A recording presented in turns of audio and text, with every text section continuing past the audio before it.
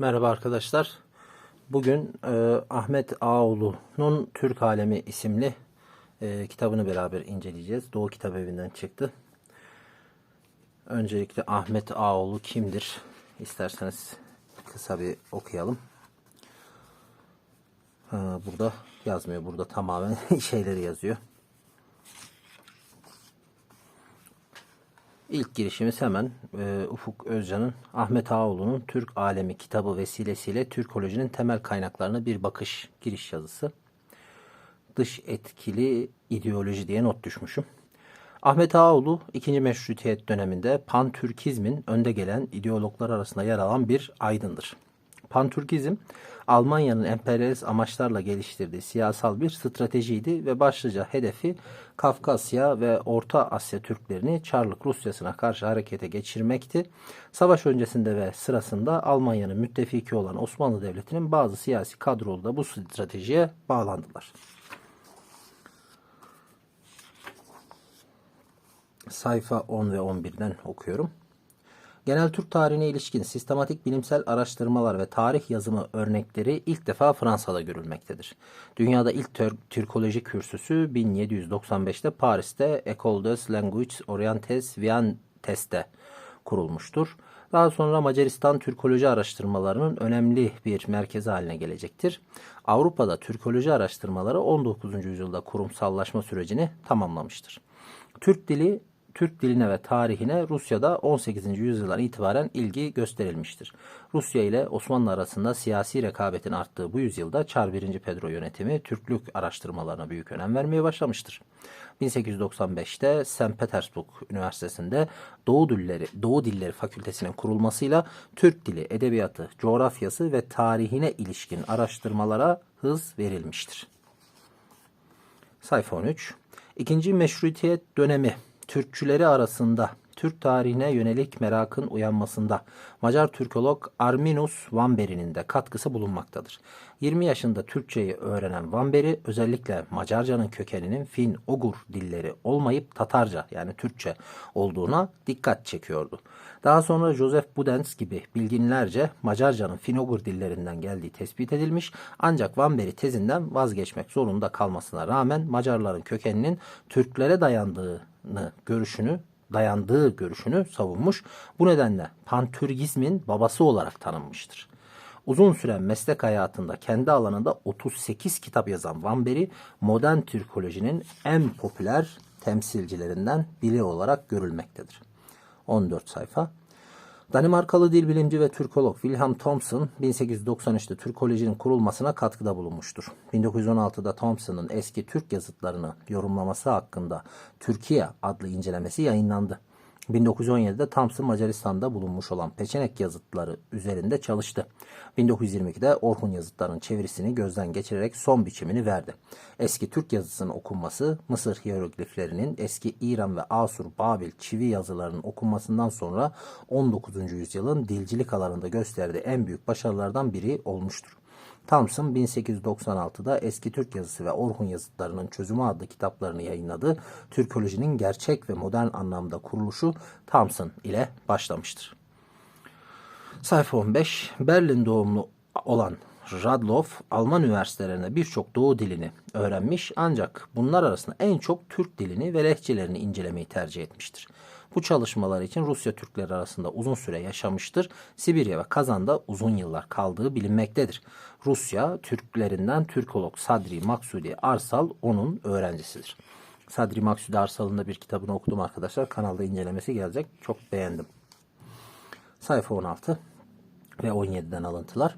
Rus ve Sovyet oryantalist Türkolog ve tarihçi William Bartot, Orta Asya Türkleri üzerine çalışmaları Türkiye'de Türkolojinin gelişmesinde büyük öneme sahiptir. Kitapları Türk Tarih Kurumu'ndan çıkıyor arkadaşlar. Temin ettik, okudum, incelemeleri gelir. Türk dili üzerine çalışmalarında Türkçenin Osmanlıcadan ayrı ve sağlam bir dil olduğu görüşünü savunan Ahmet Vefik Paşa ise dil bilim ve tarih alanındaki çalışmalarıyla Türkiye'nin ilk Türkoloğu olarak anılmaktadır. Ahmet Vefik, Lehçe-i Osmani adlı Türkçeden Türkçe'ye ilk sözlüğü hazırlayarak bu alanda da öncülük yapmıştır. Şemseddin Sami'nin Kamusu Türkisi ilk baskısı 1901 tarihinde İktam Gazetesi tarafından yapılan bir Türkçe sözlüktür ve Türkoloji alanında yetkin bir eser olarak bilinmektedir. Sayfa 18 ve 19'dan okuyorum. Kur'an'ın Türkçeleştirilmesi gereğine dikkat çeken Ali Suavi, belgelere dayalı olarak yazdığı Hive ve Türk adlı iki çalışmasında batılı Türkologların sunduğu en yeni bilgileri kullanmış ve Türk dünyasının varlığına dikkat çekmiştir. Türkçülüğü bilimsel bir yöntem çerçevesinde işleyen ilk Türkçüler arasında Necip Asım, Yusuf Akçura ve Ahmet Ağaoğlu gibi isimler göze çarpmaktadır. Ahmet Ağaoğlu'nun, yani anlamışsınızdır arkadaşlar, hızlı bir giriş yaptım ama hoca hemen giriş yazısında böyle ilklerin altını çizerek hani Türkoloji nasıldı, nereden nereye geldi onu anlatıyor. Zaten Ahmet Ağaoğlu da şurada yanında isimleri sayılan işte Ziya Gökalp, Yusuf Akçura, Gasparalı İsmail, Ahmet Ağaoğlu, bunlar hem modern sosyolojinin, etnolojinin hem de Türkçülüğün kurucu babaları diyebiliriz. Ahmetoğlu'nun Türk dünyasına ve tarihine bakışında ulusal bilinç yokluğu ve asimilasyon iki önemli temadır. Ona göre tarihte Türkler genellikle başka uygarlıkların hegemonyası altında yaşamışlardır. Orta Asya'dan çıkıp dünyanın çeşitli yönlerine yayılan Türkler İran'da Farslaşmışlar, Doğu Türkistan'da Çinlileşmişler, Hindistan'da Hintlileşmişler, Avrupa işlerinde Macarlaşmışlar, İstanbul'da Bizans adetlerini almışlardır. Ağaoğlu bu durumu Türklerin içinde yer aldıkları uygarlık havzasına, çevresine kapılma eğilimiyle ve ulusal bilinçten yoksun oluşlarıyla açıklamaktadır. Türkler dahil oldukları yabancı uygarlıklar içinde kendi kimliklerini yitirmiştir. Bizans'ın asker hizmetine giren Peçeneklerin daha sonra Ortodoks Bulgar kimliği içinde asimile olmaları, Avrasya'da bazı Türk boylarının Ortodoks Hristiyan kimliğini benimsemeleri, Sovyetler Birliği döneminde Kafkasya ve Orta Asya Türklerinin Sovyetleştirme adı altında Ruslaştırma politikasına uyum sağlamaları gibi örnekler Ağaoğlu'nun bu tezini bir yönüyle doğrulamaktadır. Ancak Ağaoğlu'nun bu tezi Anadolu Türkleri için geçerli değildir.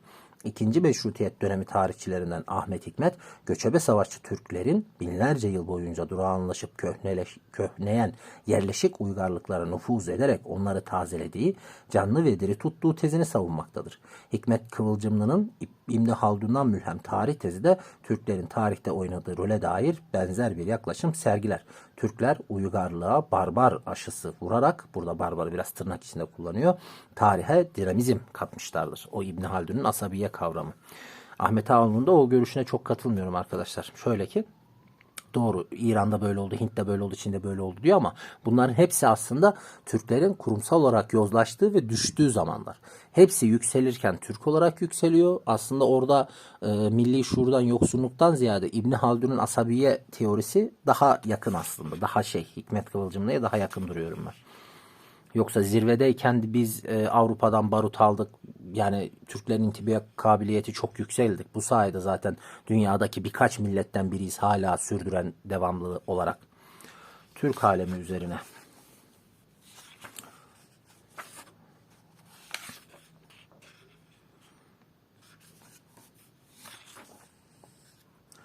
Sayfa 24 ve 25.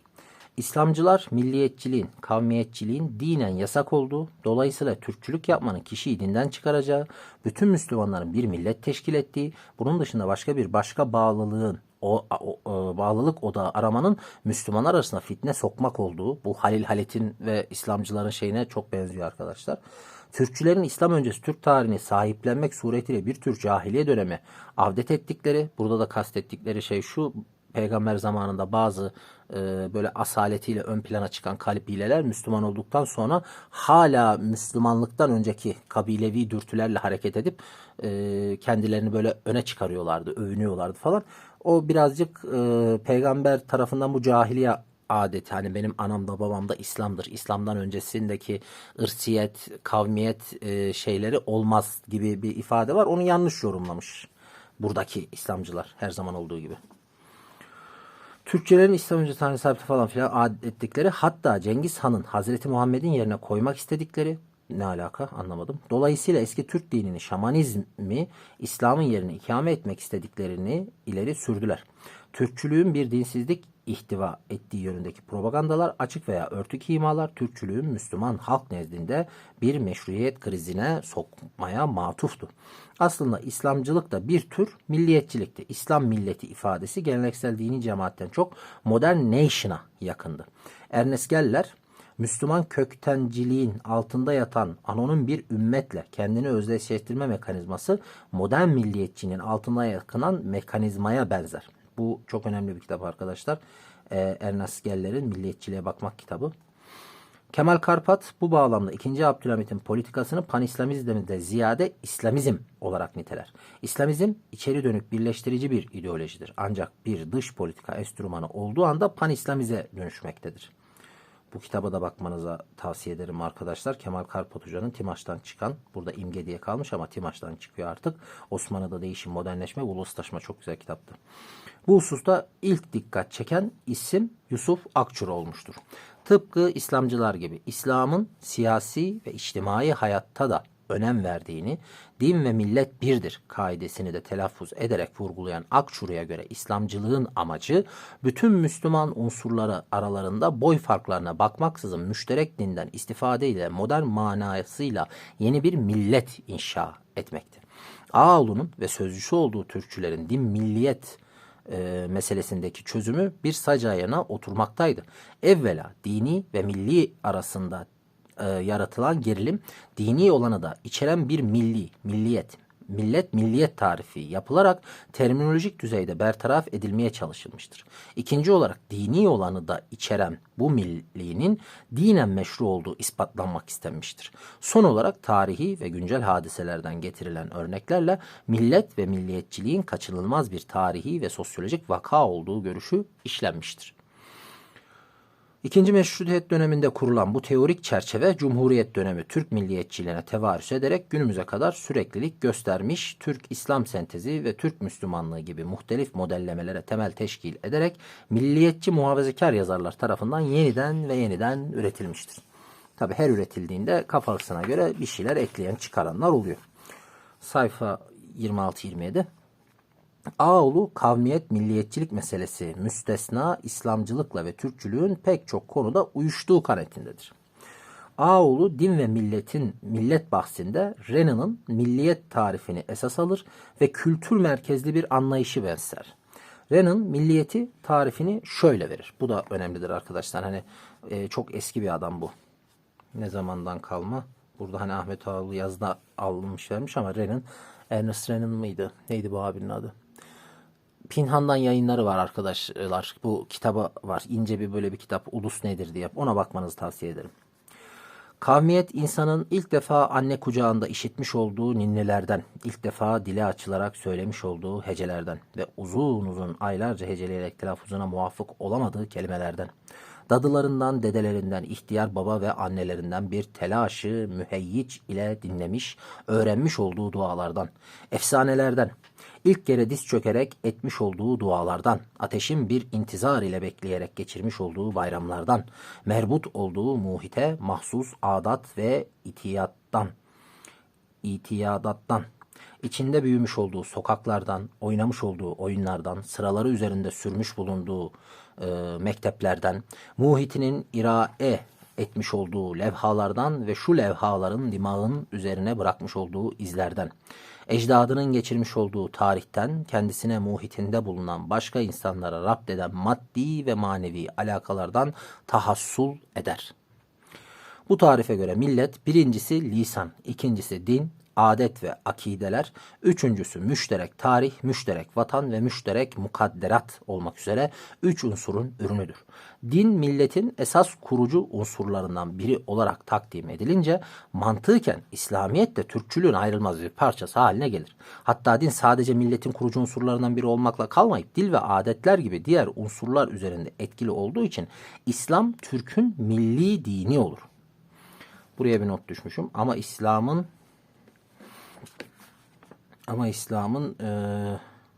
yanımıza girilince sıkıntı çıkıyor. İslam yorumunda Türkçe uygun olmalı. Ama pardon, burada İslam'ın milli din demişim ya, ama İslam'ın yorumuna girilince sıkıntı çıkıyor. İslam yorumunda da Türkçe olmalı demişim. Yani bir yandan İslamiyet sanki ya şöyle bir parantez açayım, yani ben zaten onu diyorum. Her insanın, milletin fıtratına göre o dini yaşama şekli vardır.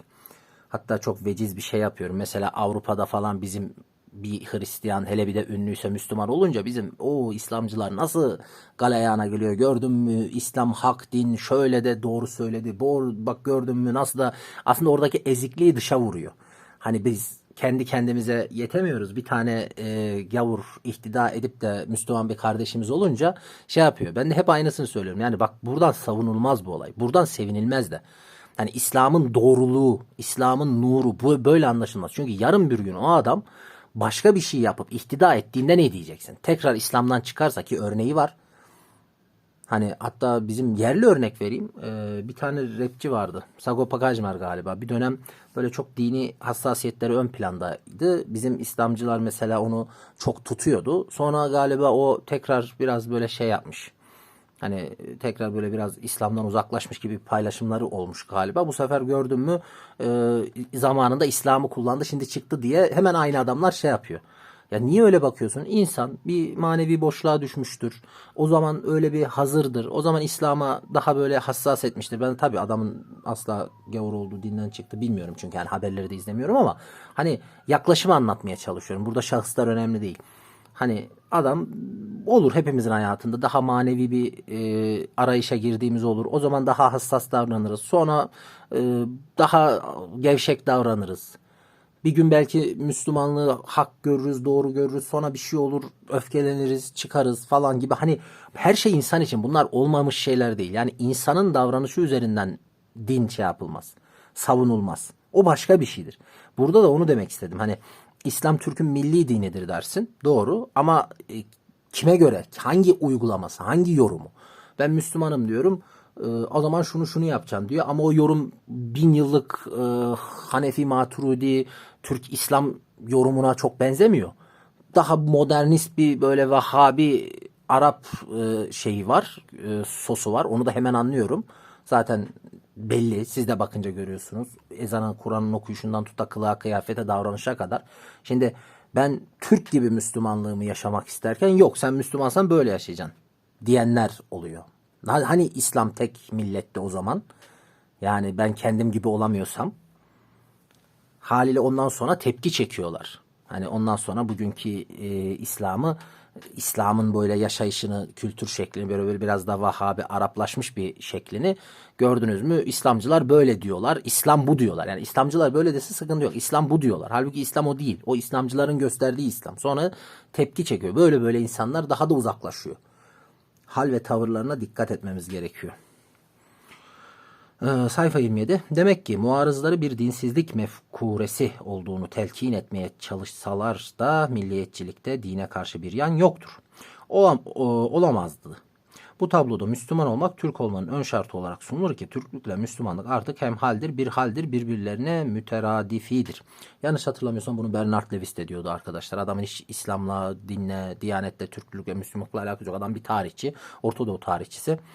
O da diyordu yani. Hatta bir çok vecizdi, ben çok gülmüştüm. Yani Hristiyan Arap bulursun da Hristiyan Türk bulman çok tuhaf olur gibi bir şey. Hani ben çeviriyorum tabii.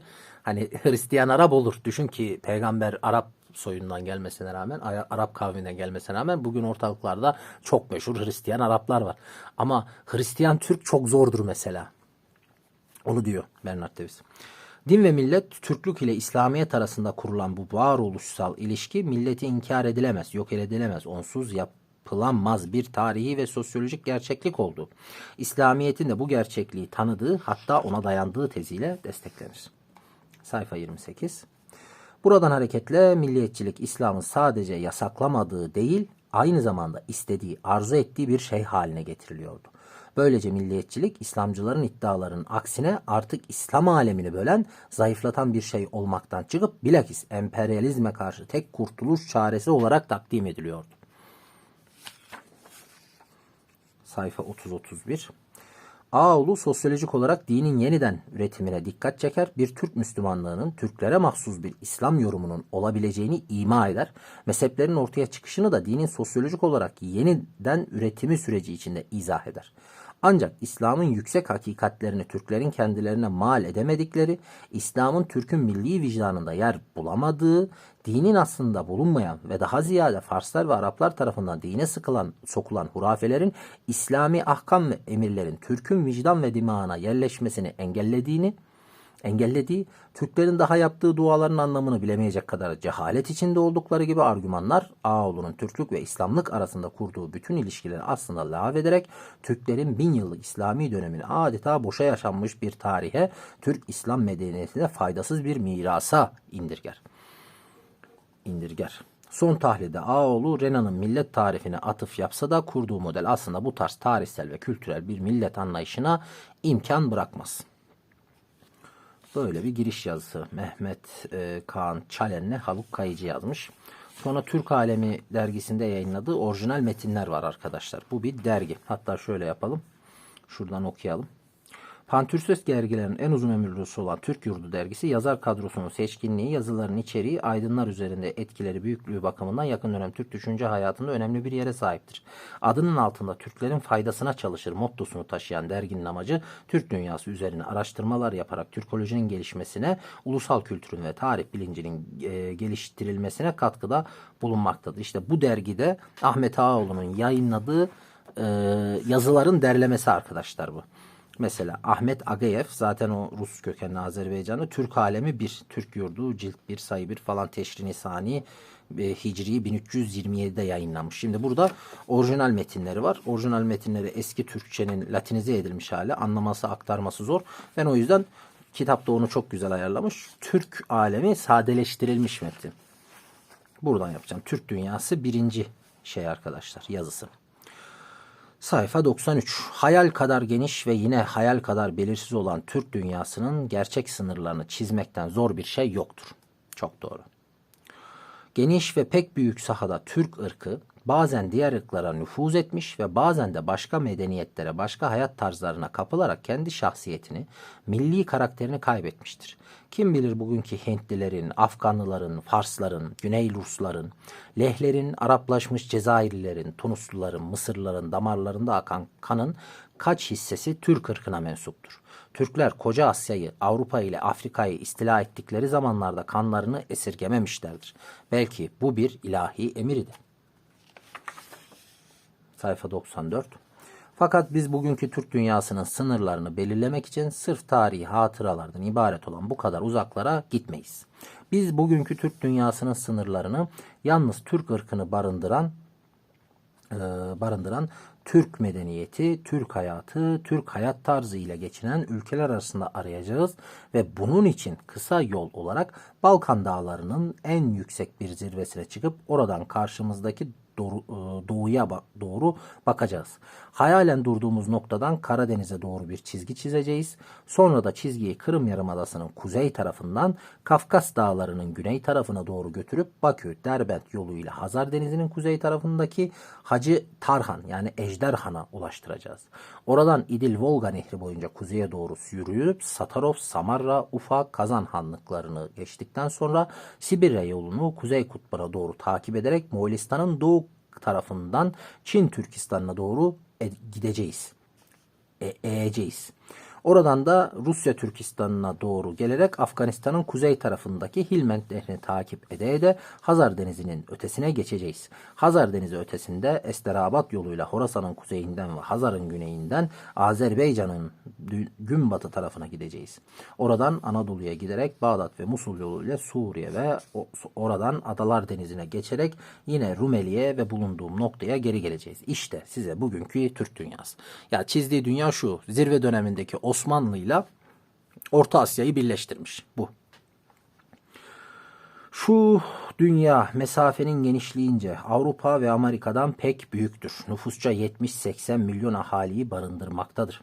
Fakat şu dünya son zamanlara kadar geniş olduğu ölçüde perişan ve büyüklüğü derecesinde kendisinden gafil ve habersizdi. Bu perişanlığın devamına başlıca üç şey sebep oluyordu. Mezhep ayrılıkları, siyasi bölünmüşlük ve çevreye esaret, milli şuurun yokluğu. Dindarlık, Türk'ün yaratılıştan gelen huyudur. Türk karakter olarak dindardır ve bu da bir ahlaki fazilettir. Zira dindarlık ahlaki sağlamlığın ve saflığın göstergesidir. Bu itiraz edilemez bir gerçektir. Fakat Türk şu faziletinde belki aşırıya kaçmaktadır. Sanki Türk'ün kalbinde iki his, iki sevgi birleşmiyor. Türk bir kere bir şeyi kabul etti mi buna karşı diğer zıt bir şeyi kabul eden kim olursa olsun ondan değildir. Ona yabancıdır. İslam dünyasında ortaya çıkmış olan birçok mezhep ve tarikatın kurucuları başkaları oldu ve şu başkaları tarafından o mezhep ve tarikatlar daha sonra Türkler arasında yayıldığı halde Türkler arasında onlar için büyük bir şiddet ve kuvvet ile tartışma ve çekişmeler devam ede gelmektedir. Yine bu sebeptendir ki Türkler arasında sokulmuş olan mezhep ve tarikat anlaşmazlık ve ayrılıkları bunların birbirinden ayrılmasına, birbirine karşı hatta düşmanlık ve kin beslemesine sebep olmuştur. Sayfa 96-97. Türklere mahsus bir haldir denilebilir. Mesela Farslılar ve Araplar arasında birçok mezhep ve tarikat anlaşmazlığı mevcuttur. Fakat bunlar yine Fars ve Arap olduklarını hiçbir zaman unutmamıştır. Halbuki bu Türkler arasında hal böyle değildir. En ufak bir mezhep anlaşmazlığı ve hatta bir fikir anlaşmazlığı bile Türk'ü Türk olduğunu unutacak, yabancılar ile birleşecek, Türkler aleyhine yürütecek kadar tahrik ediyor. Türklerin perişan bir hale düşmelerine ve birbirlerinden habersiz kalmalarına ikinci mühim sebep siyasi bölünmüşlük ve çevreye esarettir dedik. Türklerin Batı Asya'ya doğru geldikleri zamandan beri daima birçok ve çeşitli hükümetlerin etkisi altında buluna gelmişlerdir. Türk kadar asimilasyona, çevresel şartlara uymaya eğilimli başka bir millet yoktur. Türk çevresinin esiridir. O kadar ki kendi milli şerefini, tarihi şahsiyetini, edebiyat, lisan ve hatta milli geleneklerini bile unutuvermeye hazırdır. Şu gerçeği bütün tarihimiz, bütün safhaları ile ispat ediyor. Türkler İran medeniyetinin kurucusu oldukları halde milli adetlerini ve milli dillerini unutarak bütün kalpleriyle Fars adetleri ve diline kapıldılar. İran medeniyetinin kurucusu Türkler değil, kurulmuş İran medeniyetini bir dönem Türkler egemen oldu. Hani Selçukiler, Büyük Selçuklu İran'a geldiğinde orada eski zamandan kalma zaten yerleşik bir kültür, bürokrasi, edebiyat vardı. Ağaoğlu'nun biraz şeyi öyle. Hani aslında bir söylediğinde katıldığım yerler var, katılmadığım yerler var ama katılmadığım yerlere şöyle bir hülasa ettiğimde ki neredeyse herhalde bitti kitapları. 3-5 kitabı kaldı okumadığım. Yani hatta burada bile var bir tane daha. Hani kapıldığı yer şu genelde. Siyasi güçle kültürü biraz karıştırıyor. Örnek veriyorum, Türkler demin örnek koydu işte, yani biz doğru İran'ı bir dönem ele geçirdik. Büyük Selçuklu merkezi oraydı ama bürokrasi bizden değildi. Bürokrasi şeydi, Nizamülmülk dediğimiz adam eski Fars kökenli bürokrasinin en büyük temsilcisi mesela. Hani o yüzden Ahmet Ağaoğlu da genelde böyle siyasi güçle kültürel gücü ayıramama meselesi var. Hataların hep orada olduğunu görüyorum ben. Yine Türkler Abbasilerin gerileme ve çöküş zamanlarında İslamiyet'in imdadına yetişerek İslamiyet'i maddeten kurtarmakla beraber manen de İslam medeniyetinin yenileyicisi oldukları zaman Arap ve Bizans adetleri ve yaşam tarzını o kadar kapılıyorlar ki kendi milli gelenekleri tamamıyla terk edilmiş kalıyor. Bunlar çok doğru şeyler değil. Devlet kültürel olarak olabilir ama toplum, hani sosyolog ya kendisi, halkın öyle bir şeyi yok. Hani devlet ister istemez elindeki insan unsuruyla devam etmek zorunda ve hali hazırda bir yerleşik düzeni kullanıyor. Ama bu demek değildir ki halk oldu öyle. Yani halk gene Türk gibi yaşadı. Üçüncü sebep, yani milli şuur yokluğu. Yukarıda anlattığımız sebeplerin hem sonucu ve hem sebebidir. Sonucudur, zira zikredilen sebepler Türk mayasında mevcut olduğundan milli şuurun meydana gelmesine birer engel teşkil ediyorlar. Sebebidir, zira Türk karakterine içkin olan şu hususlar birer kusur olduğundan Türk dünyasının çeşitli devirlerinde yetiştirmiş olduğu fikir ve zeka sahibi kimseler şu kusurlara karşı çıkarak bunların ortadan kaldırılmasının çaresini bulmalı idiler. Türk Dünyası 2. yazı arkadaşlar. Zaten içinde bulunduğu çevreye, sayfa 99, çevreye pek çabuk kapatılmak gibi milli kusurlara düşkün olan Türkler doğudan batıya doğru yürürken daima kendilerinden medeniyetçe yüksek milletlere maddeten galip gelerek ve bunlarla karışarak hareket etmişlerdir. Maddeten mağlup fakat medeni seviyesi yüksek olmak itibariyle manen kuvvetli ve galip olan milletler ise tabii olarak Türkleri kendi adet, lisan, edebiyat ve milli inançlarına alıştırarak onları fiilen asimile etmeye koyuldular mesela. Yani biraz kafası karışık. Kendisi Rus zulmünü gördüğü için sanki Rusya'da kendi bölgesinde yaşadığı şeyleri Azerbaycan'da falan hani her yerde oldu zannediyor. Ama yoksa yani bugün biz Balkanlara gittiğimizde fethettik ama manen Bulgarlaşmadık yani. Hani onları koruduğumuz için onlar milli kültürünü, yerel kültürlerini devam ettirip ulus devlet zamanına bir millet olarak çıkabildiler Türkler sayesinde, Osmanlı sayesinde ama biz de kendimizi kaybetmedik yani. Basit, sırf göçebelik hayatına mahsus sadeliğe alışkın atından, kılıcından, çadırından, keçesinden, sığırının sütünden başka bir şey bilmeyen şu mert, saf, bakir adamların gözleri tabii olarak İran medeniyetinin parlak ve tantalı gösterisi karşısında kamaştı. Ben de onu diyorum, kabaştı yani, sen orada bir medeniyet oluşturmadın, haliyle bir medeniyet vardı. Ayrıca şurada anlattığı iptidai Türk imajı da doğru değil. Öyle bir Türk sınıfı var ama bugün biliyoruz ki Türklerin Orta Asya'da da şehirler kurduğu, şehirciliğe en az bu taraftaki Mezopotamya'daki insanlar kadar erken intibak ettiği, yani onu biliyoruz. Bu Türk algısı da yanlış. Türk sadece kıl, çadır, at, göçebe, yok. Yerleşik hayata çok eski zamanlarda aşina olan Türkler de varmış. Ama coğrafyanın şartlarına göre oran eskiden göçebede fazlayken şehirde azmış. Şimdi şehirde fazla, göçebede az olmuş bir dönem. Yani coğrafyaya ve döneme göre değişmiş. Ama Türk her türlü yaşam şartında yaşayabiliyor yani.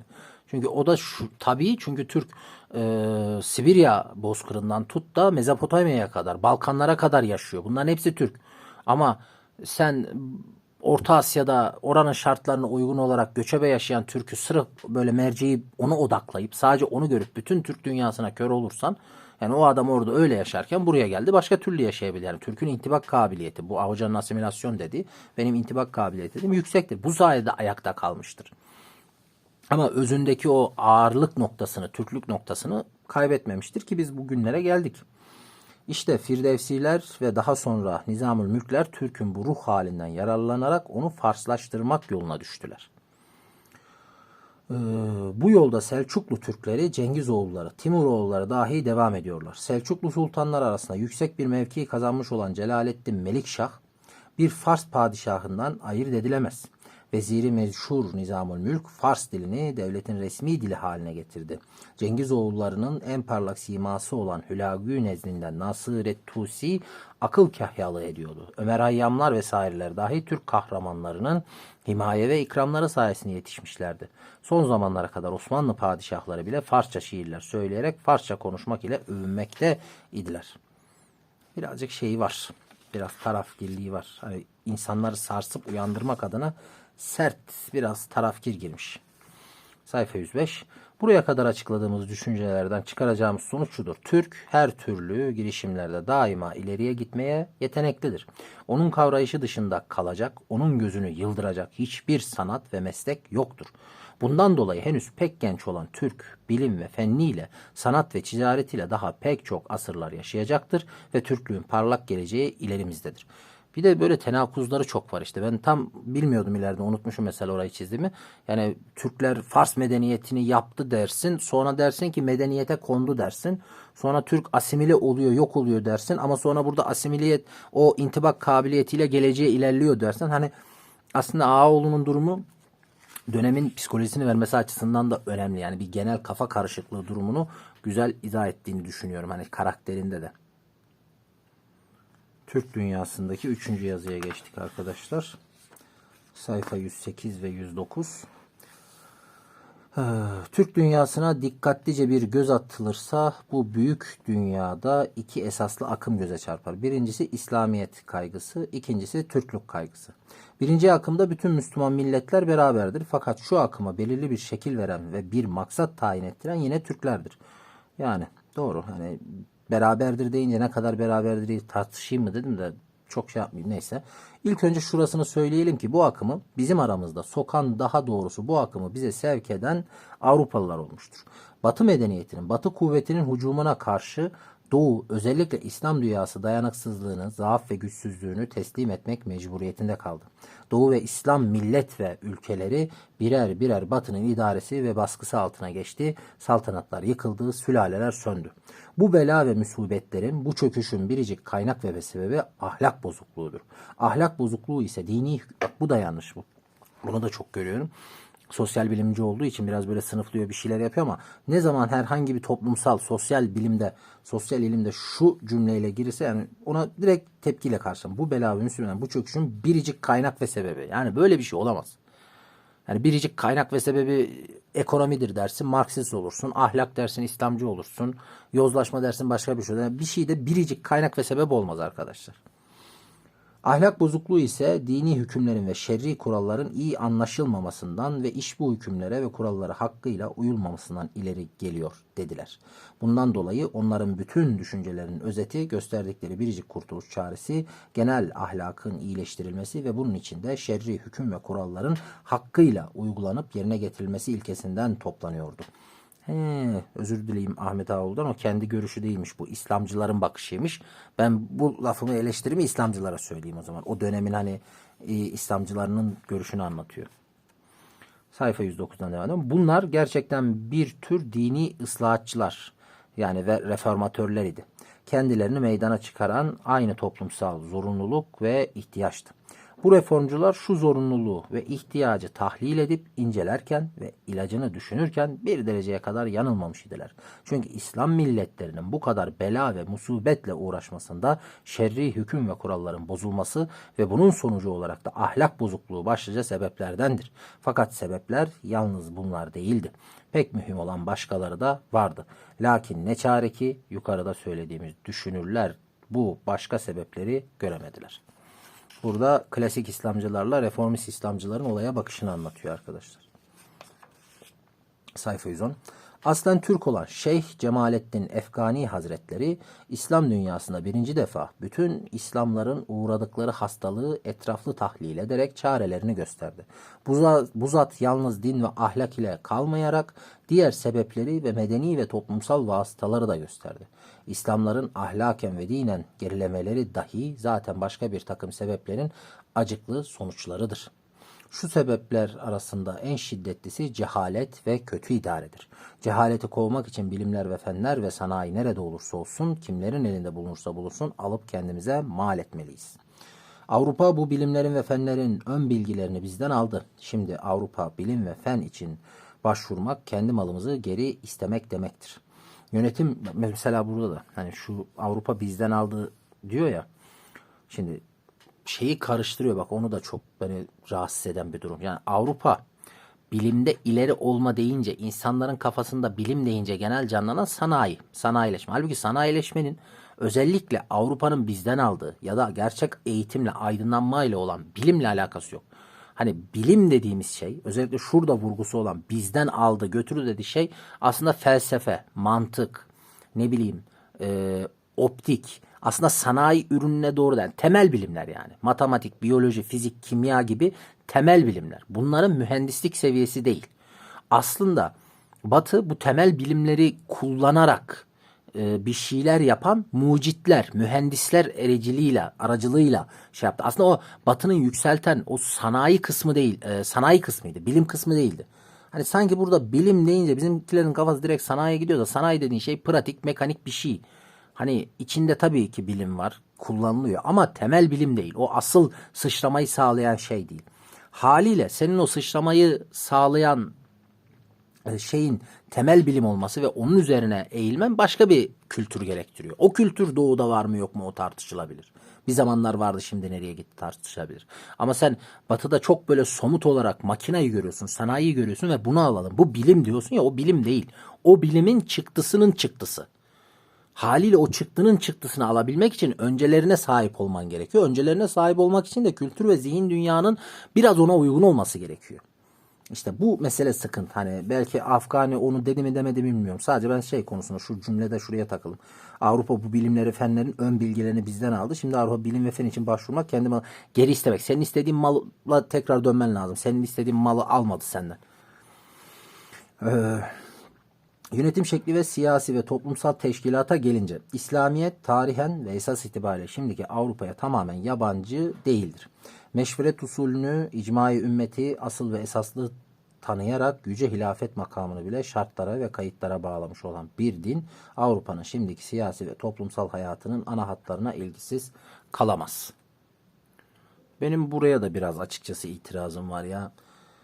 Yani dedim ya, olay çok, yani gerçi bu şeyin suçu değil. Ahmet Ağaoğlu'nun ya da o dönemdeki insanların suçu değil.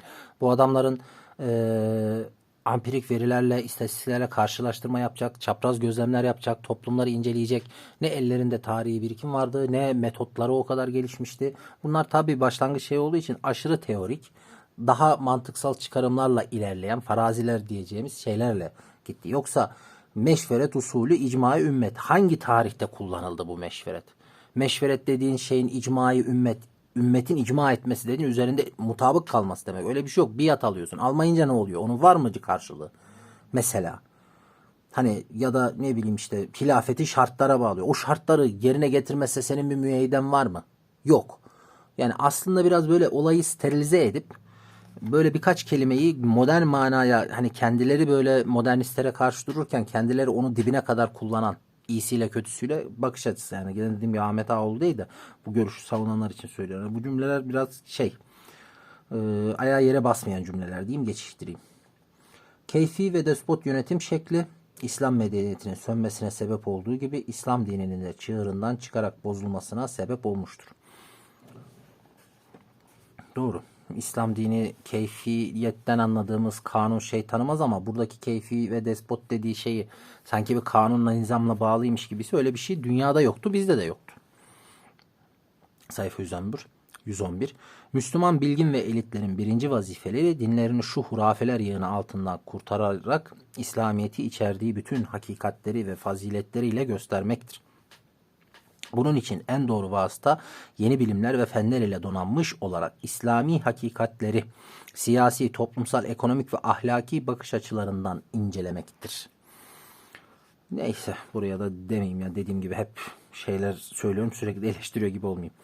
Bu sayede İslam dünyasında yeni bir ümit, yeni bir ülkü, yeni bir hedef, batılı bilimler ve fenler ile donanmış, İslami ahlak ve karakter ile silahlanmış olarak eski İslamiyet'i diriltmek. Ah, formülü koydu işte. Diyorum ya, hani hiç böyle herhangi bir inceleme, olurunu bakma, ne bileyim bir çalışma, saha çalıştırması, ya detaya inmeden şu cümle o kadar havalı ve hoş bir cümle ki, ve şey gibi, yani Avrupa'nın bilimini alacaksın, kültürünü almayacaksın. Hani bu kadar basit.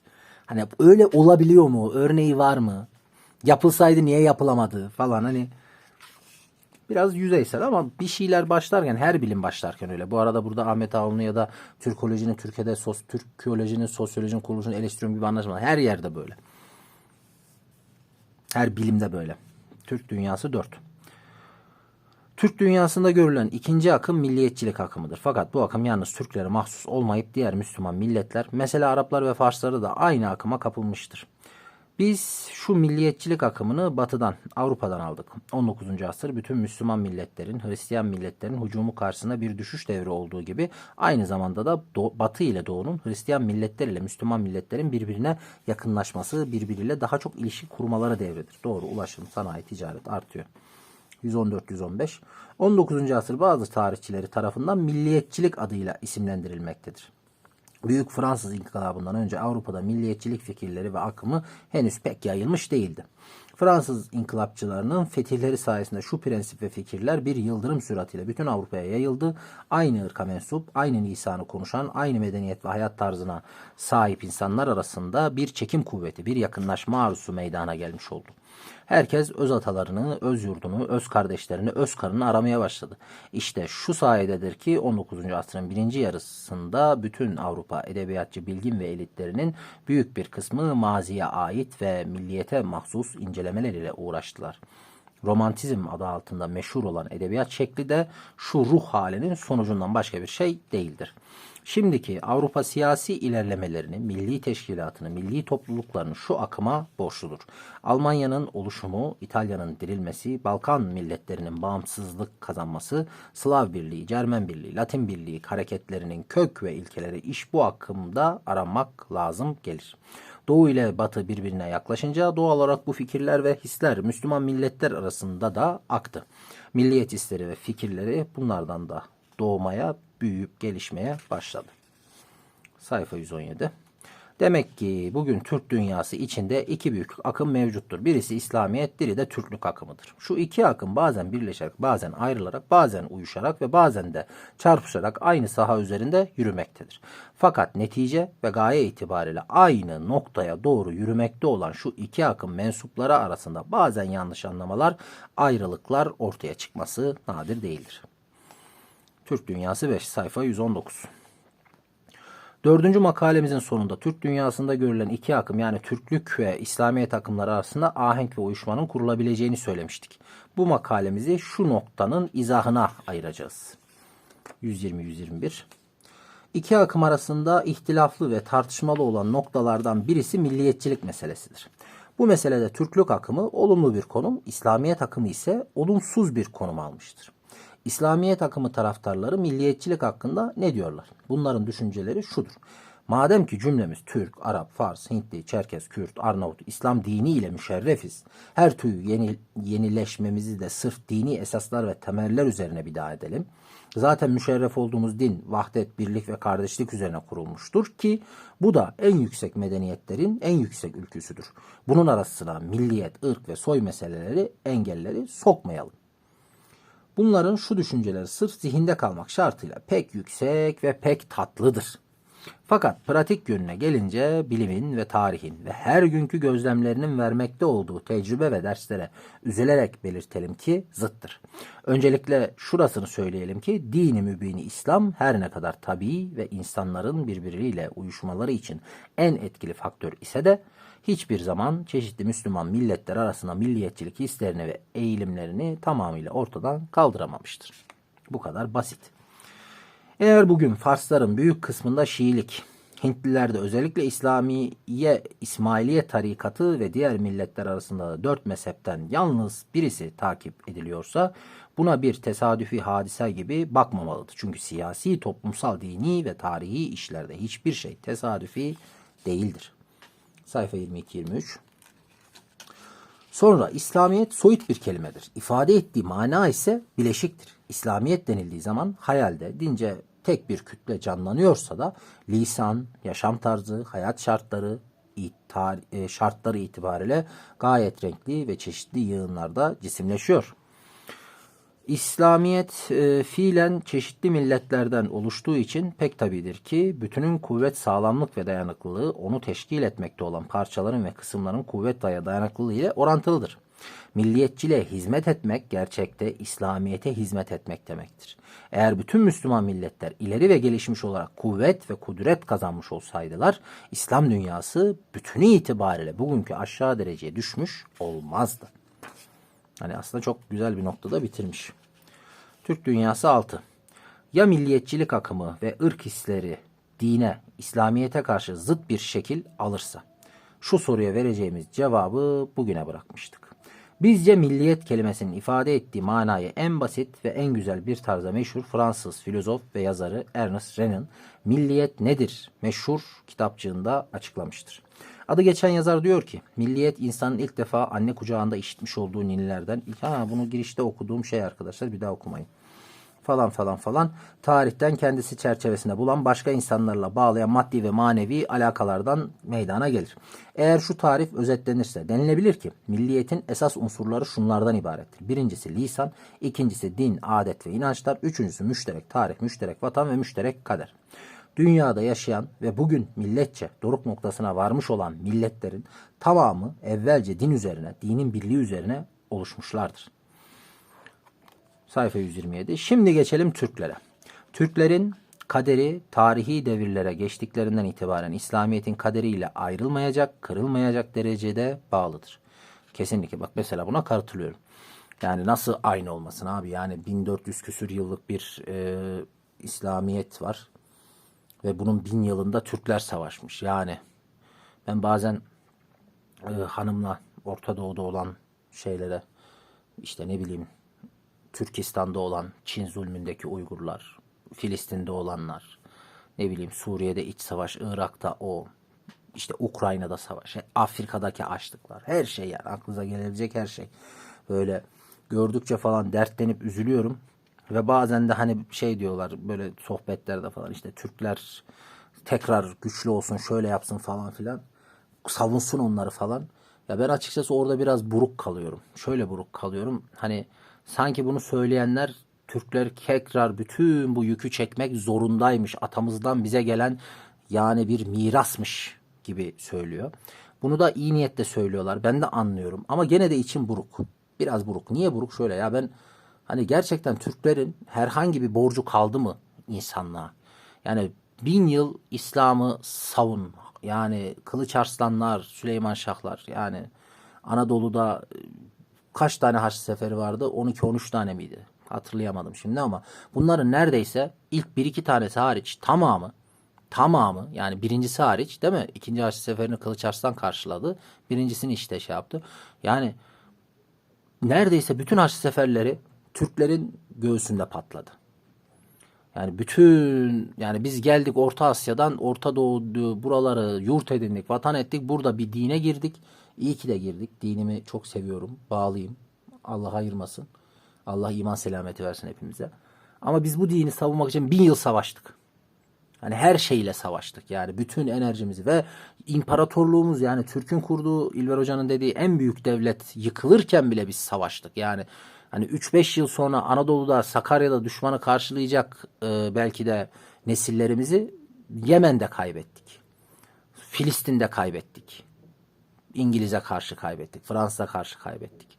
Hani o çocuklar oraları savunmak için gittiler, öldüler ama 3 ay sonra baba ocağına düşman geliyordu. Sakarya'da lazımdı ama biz oraları savunduk. Yıkılırken bile savunduk. Yani haliyle özetle şunu diyeyim, biraz uzattım ama biraz duygusal olayım bu konu. Ya bizim Türklerin kimseye borcu yok arkadaşlar. Bütün bu kadar cefayı bizim atalarımız, dedelerimiz çekti. Üzerine bugün gördüğümüz muamele. İster doğuda ister batıda.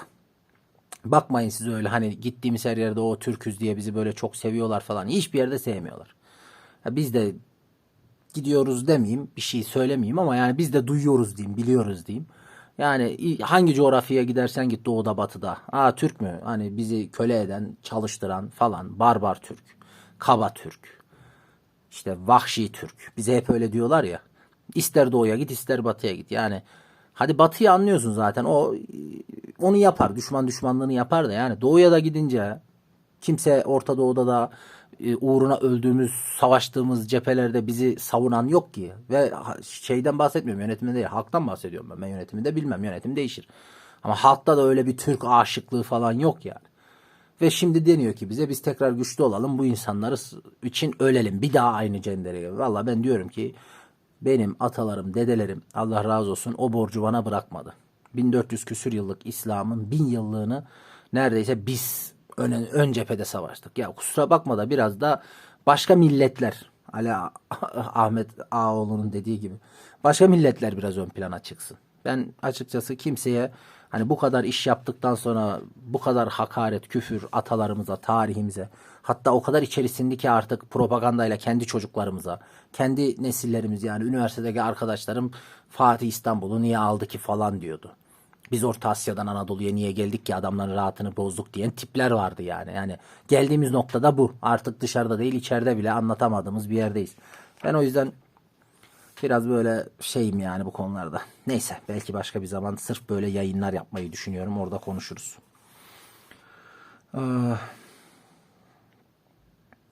Şimdi geçelim Türklere. Türklerin zaten bunlardan bahsetmek zordur. Medeniyet dikkate almıyoruz. İslamiyet'in kaderiyle ayrılmayacak, kırılamayacak derecede bağlıdır. Biz burada Karakurum ve Baykal devirlerini ve medeniyet dikkate almıyoruz. Zaten bunlardan bahsetmek zordur. Yalnız bir şey kesin ve inkar edilemezdir. İnsanlık tarihi Türkleri en ziyade İslam olarak tanıyor. Biz kendimiz de kendimizi başka surette düşünüp hayal edemiyoruz. Biz Batı Asya'ya atıldığımız günden beri kendimizi İslam diye tanıtıyoruz. İslamiyet Türkler için bütün manasıyla milli, ırkı bir din rengini kazanmıştır. Ama o din rengini kazanmıştır. Onu bir rengi Türkler kendi verdi. Bugünkü birileri Arapçayı ezberlemiş, Bedevilerin, özellikle bu Vahhabilerin, Bedevi dedim özür dilerim, hani Vahhabilerin Arapçasıyla okuyor ve o Arapçayı, o İslamiyet'i bana anlatmaya çalışıyor. Hani ben o değilim ben. Hani ben şeyim, ben bizim bildiğimiz Hoca Ahmet Yesevi ahiler geleneğinden.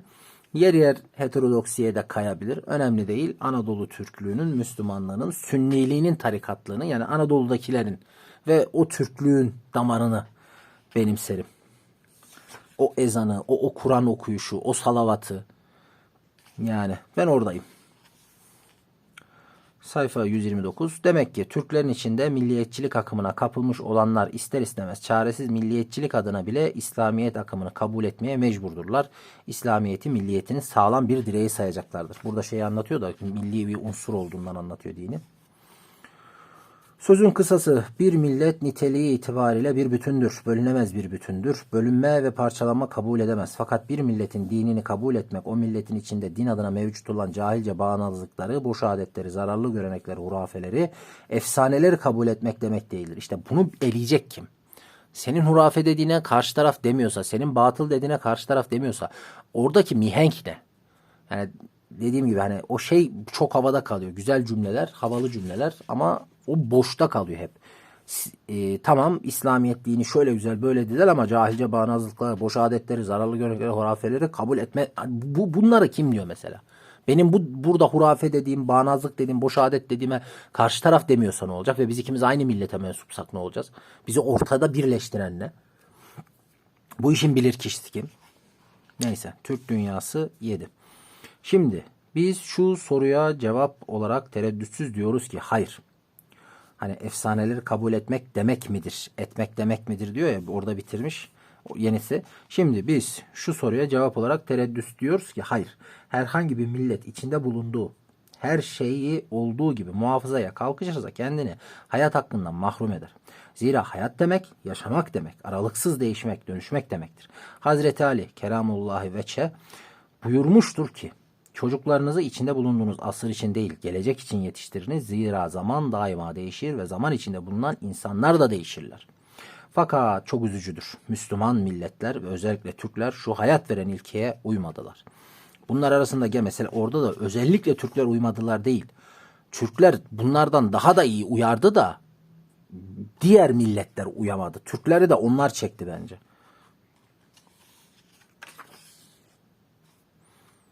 Sayfa 135 ile 136. İşte şu tarihi olayların tamamı 3 sonuç doğuruyor. Burada Hazreti Ali Efendimiz'den bahsediyor, başka şeylerden bahsediyor arkadaşlar. 1. İslam'ın esas hakikatlerinin dışarıdan gelme unsur yığınları altında kamuya, halka saklı kalması. 2. İslami ahlak ve adetlerin bozulması. 3. Aynı dini kabul etmiş ve aynı millet ve ırka mensup insanlar içinde bile nefret ve muhalefetin tohumlarına girmiş olması. Maalesef öyle. Ama gene bunlar da hep soyut. Hani ahlak ve adetlerin bozulması. Hangi ahlak, hangi adet? Yani güney ahlakı mı, kuzey ahlakı mı? Arap ahlakı mı, Türk ahlakı mı? Gibi. Türk dünyası 8. Sayfa 138. Sırf Selçuk Türklerinden ibaret olan Azerbaycan Şii Türklerini bugün bile öz kardeşlerimiz kabul etmekte güçlük çekiyoruz. Aynı hal ve belki daha şiddetlisi Azerbaycan Türkleri içinde hüküm sürmektedir. Kafkasya'da ise mezhep ayrılıklarından meydana gelen husumet ve düşmanlık ta kabileler, aileler içine kadar sokulmuştu.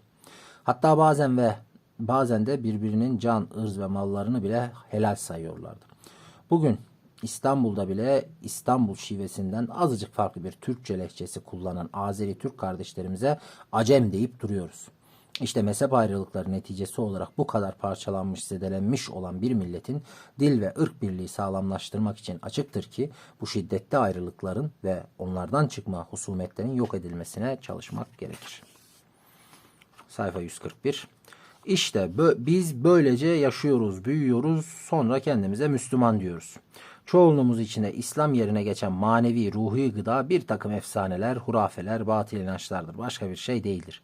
Şu efsaneler, hurafeler, batıl inançlar bizi manen, maddeten, bireysel ve toplumsal olarak boğuyor, eziyor, bitiyoruz.